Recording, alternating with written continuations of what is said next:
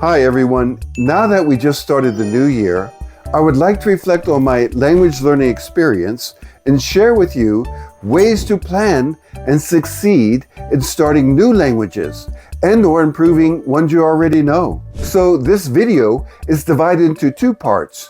First, I will share with you my language learning plan for this year, 2024, and then some extremely effective ways to plan your language learning that I have discovered over the years.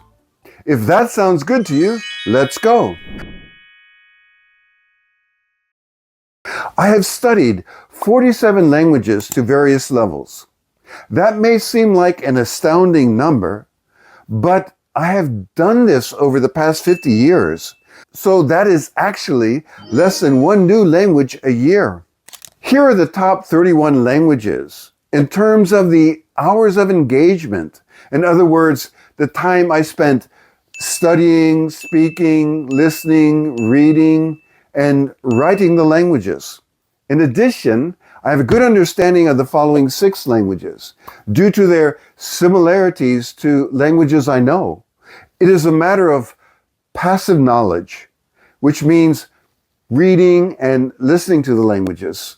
Finally, the languages I have studied at the beginner or novice level include these 10 languages. So altogether, that is 47. So what about this new year, 2024? What will I concentrate on?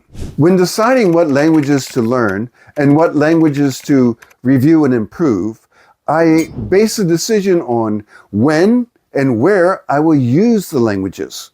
So according to this year's travel plans, I will start learning Turkish. I plan to travel around Turkey for 2 or 3 weeks this year. I have wanted to learn Turkish for a long time, since many years ago, when I traveled around Central Asia during Soviet times in the early 1980s. I got by with speaking Russian, but I became interested in learning the languages of the big 5 ethnic groups in Central Asia: Uzbek, Kazakh, Turkmen, Kyrgyz, and Tajik. While Tajik is similar to Farsi, Persian, the others are members of the Turkic language family. So learning Turkish is the start of this long-term plan. Now I am working on my Tagalog or Filipino since I am spending most of January in the Philippines. I will review and improve numerous Slavic languages since I will go to the Polyglot conference in Prague in May and spend about 6 weeks in countries where Slavic languages are spoken. I will review and improve my Nepali, Tamang, and Tibetan since I will be trekking in the Himalayas from the beginning of August, enjoying the She Monastery Festival, which is celebrated at the end of every 12-year cycle. Now, to some of you, my travel and language learning life might seem extreme, but that is how I have lived my life over the past 50 years, traveling, studying, and working around the globe. There is a summary of my experiences in this video.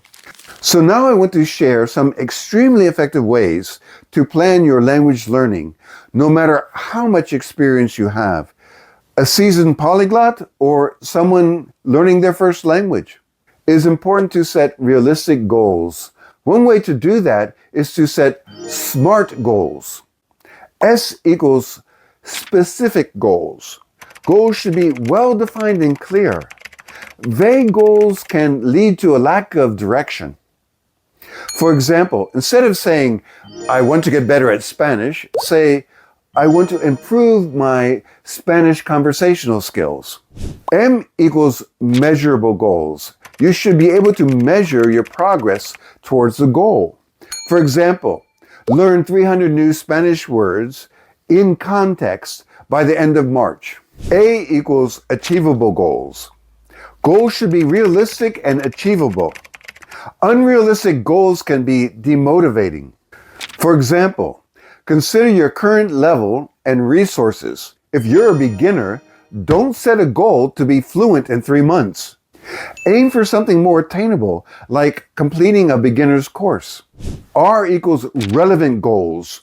Your goals should align with your broader language learning objectives and motivations. For example, if you're learning Japanese for a trip to Japan, a relevant goal might be learn basic conversational phrases and restaurant vocabulary before my trip in September. And finally, T equals time-bound. Set a deadline to create a sense of urgency and help maintain focus. For example, pass the B2 French exam by the end of the year.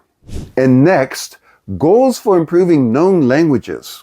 For languages you already know well, you should set advanced learning objectives, such as refining your skills or learning specialized vocabulary. For example, improve my business German vocabulary and be able to lead a meeting in German by the second quarter. It's important to tailor your goals to your individual needs. Personalization makes your goals meaningful and relevant. Adapt all these examples to your personal needs, interests, and schedules. And we need flexibility. Your goals can be adjusted as you progress in your language learning journey and to adapt to changing circumstances. Don't let your goals become a burden. Instead, make them a source of satisfaction that is well-deserved when you achieve them. As we wrap up, let's remember that the journey of language learning is as rewarding as the destination. Over the past 50 years, I have embraced the richness of dozens of languages and cultures, and each one has opened new horizons for me. The key to language learning is not just setting goals, but in the joy of communication with others, understanding different cultures, and expanding your view of the world. Whether you are a novice or a seasoned polyglot, each word that you learn is a step towards bridging gaps between people and places. So as you step into the new year, plan with intention, proceed with passion, and persist with patience. Embrace each challenge as an opportunity to grow and each mistake as a lesson learned. Language learning is an adventure without end, and the best time to continue or to start your journey is now. Thank you for joining me today. If you're inspired to set your language learning goals for the new year, or if you have any strategies that have worked for you, please share them in the comments below.